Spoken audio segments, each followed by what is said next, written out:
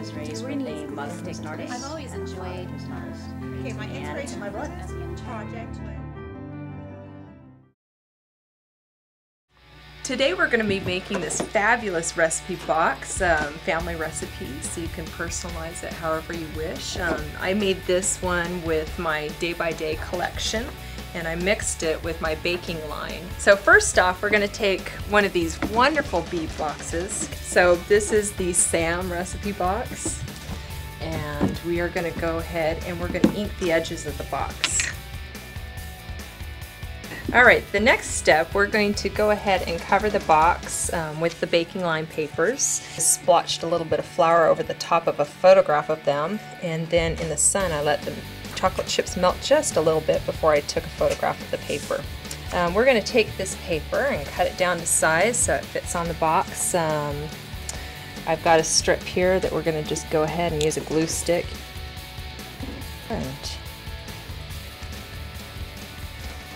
And then, there we go, right to the corner. This is the basil cardstock pack that goes with the baking collection. Ink along that edge, and then slap that on. Here's the next step. We're going to use the rolling pin paper. Well, it turns out my sister-in-law actually has old-fashioned rolling pins. So these are her old-fashioned rolling pins from her collection. But we're going to cut out one of those rolling pins. Right here, this one is the one that's complete, and we'll just cut that out. Inking, and we're inking. So notice I'm going to put about 2/3 of my rolling pin around on the front side, and then I'm going to turn it around this corner, about 1/3. So, alright, we're going to use these awesome chipboard stickers. That's what I meant to say. I thought I was saying chipboard. See, that's where the nervous stuff comes in.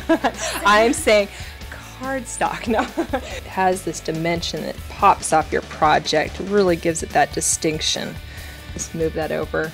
I want it right about there. That looks good. Just smack that on there.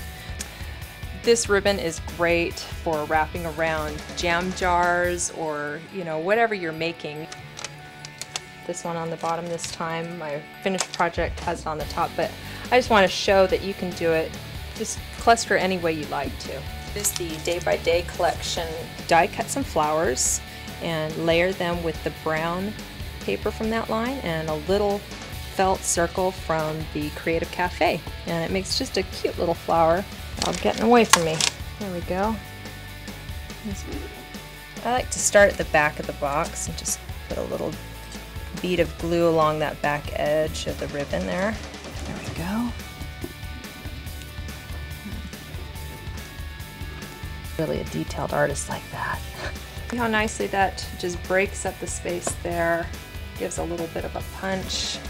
We're going to be working with this ribbon next. This is the Made Especially For You ribbon for the baking collection, and we're going to be pairing it up with the day-by-day collection borders on this paper here.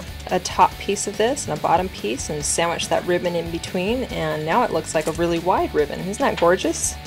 Back of that. Slap that right on top there. We're going to be using the chipboard stickers from the baking collection to add this little embellishment at the corner. We're using the Made Especially For You chipboard right here. Stick that up in the corner right there. I'm going to use a glue dot for this one.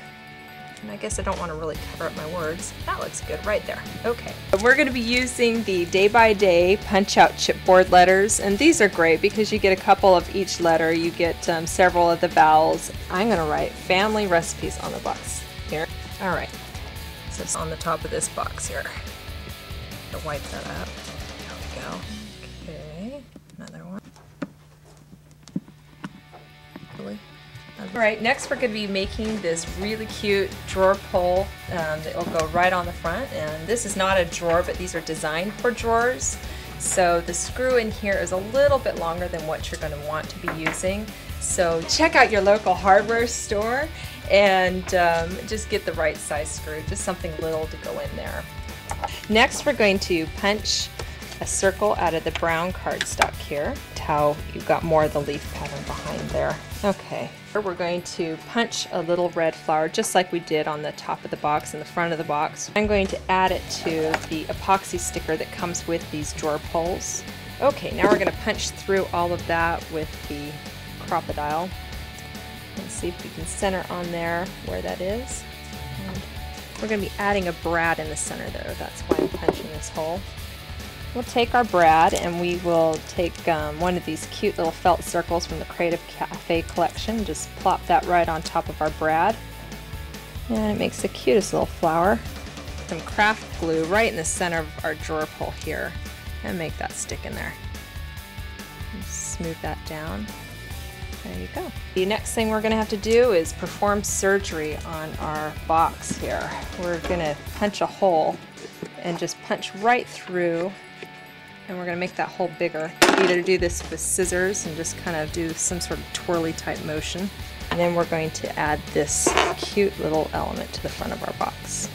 Next, we're going to be completing the project with these fun little recipe card dividers. This is my husband and my son, and that's my cute little daughter. We use the day-by-day collection papers behind this recipe card, and what makes this nice is that you've got your lines here. You can go ahead and write your recipe right in those lines. Next, we're just going to glue some of these papers on here, and this is where you can have a little fun again. I slapped one of these guys on here. Cardstock stickers, and take one of these tabs. I'm going to take this cookie tab here and go ahead and add this little cookie index to the top, this little tab here. Got a little personality there. Alright, we're going to go ahead and take a photo, and I like to put it on a darker mat so it pops off of a pattern paper. And this brown comes from that Basil collection of papers that is part of this baking line. Glue that on there, smooth it down, try to center it. There we go. I'm just going to add this to the side here. Next, you've got to get yourself some of this. This is the CI Super Seal. Okay. And what this does is it seals up your project with a clear, not even a glaze, it's matte finish, so it still looks like your paper, but guess what? If you spill something on it, it's going to wipe up real easily. Now we've completed our recipe box. You've got a nice treasure, family heirloom that you can keep in your home.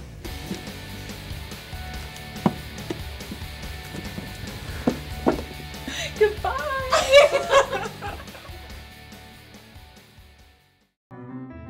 I was raised with a mug stick artist. I've always enjoyed artist. Okay, my inspiration, my blood project.